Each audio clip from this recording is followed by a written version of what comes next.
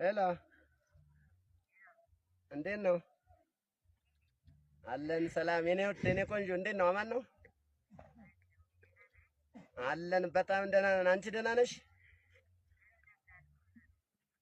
በጣም አልመቻች እያለ ብታይ በቃ እንደው አንዳንድ ጊዜ አማቴም ልጅ እንደው በቃ አለቅ ትለኛለች። ሙጫ ሆና በቃ እንደው ሙጫ እየሆነች በጣም አለቅ እያለችኝ የእሷ ነገር እንጃ እንደው ማለት ሌሊት ቀርቶ ቀን የምንሰራበት ጉዳይ አለ። አንዳንድ ጊዜ በቃ በጣም ትዝታው እንትን ሲል ቀን እንትን ሌሊት አልበቃ እያለን ቀን ማለት ነው። አዎ ግን እንደው በጣም መሆን የሌለበት ነገር ነው። ያው አንዳንድ ጊዜ ደግሞ ያው መቼም ትዕግስትና ጊዜ መኖር ስላለበት ነው ጊዜ ስለሚያጥረኝ እንጂ መቼም አንቺን የምረሳበትና የምችልበት አንጀት የለኝም።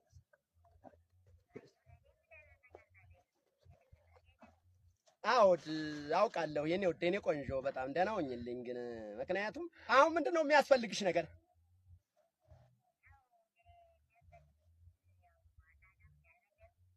አዎ ባለፈ ነግረሽኛል። ቢያንስ የሁለት ወር ኪራይ ይዘጋለሁ መሬት ካርታ ላይም እንደውም መሬት ካርታ ላይ ሁሉ አውልሻለሁ የሚለውም ትክክለኛ ብያለሁ። መሬት ካርታ ላይ ያው አውልሻለሁ በቃ ባለው ነገር ምናምን የሚለውን ሁሉ ነው ትክክል። ለዚያው ተግባር እንኳን መሬት ካርታ ላይ ቀርቶ ገናኛውን ወዴት እንገባለን? ወደ ፊርማ ጠላትሽ ረሳ ምንም አረሳሽም። መቼም ካልሞትኩ በቃ መረሳሽ ጉዳይ እንኳን የሚኖር አይመስለኝም። በጣም እስተዚያው ድረስ እንደው እንዴት ልሆን አሁን በቃ አልቻልኩትም። በጣም ከምንም በላይ ነው እኔ በቃ አሁንም ያለሽ መስሎኝ በቃ ልክ አልጋው ላይ ሁሉ ሰዋኝ ነው የማድረው። አንዳንድ ጊዜ አልጋው ላይ ሰዋኝ ስዳብስ ያው አንዳንድ ጊዜ በቃ እውነት ልበልሽ ሰዋኝ ነው የማድረው። በቃ በጣም ከምንም በላይ በቃ ታዲያ ይሄንን አሁን ለእንቅልፍ መኝታ ለሁናቴ ሰላምታ አለ። ለእንቅልፍ መኝታ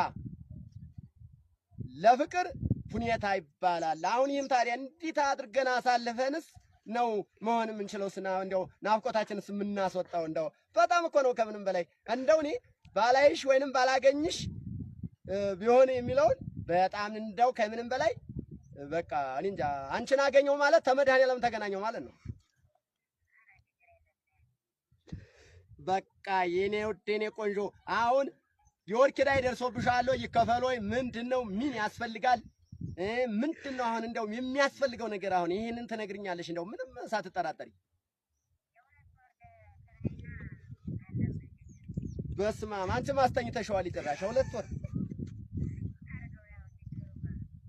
አዎ እውነት ነው ችግሩ። ልክ ነሽ ይታወቃል። ይሄ መቼም በየገጠሩ ሆነ በየሁናቴው ትክክለኛ